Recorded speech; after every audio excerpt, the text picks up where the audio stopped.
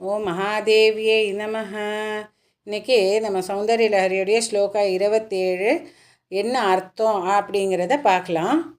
அதுக்கு முன்னாடி இந்த ஸ்லோகாவுடைய எப்படி படிக்கணும், இந்த ஸ்லோகாவை எப்படி படிக்கணும், பிரித்து படிக்கணுங்கிறதெல்லாம் போட்டிருக்கேன். அந்த பிளேலிஸ்ட் நீங்கள் போய் செக் பண்ணிக்கலாம். இப்போ ஸ்லோகாவுக்கு போகலாமா?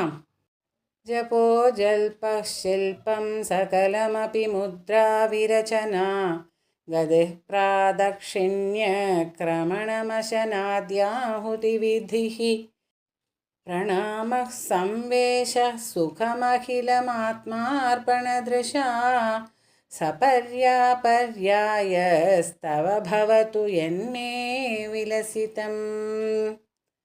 இந்த ஸ்லோகாவுடைய அர்த்தம் என்ன அப்படிங்கிறத பார்க்கலாம். இங்கே சங்கராச்சாரியார்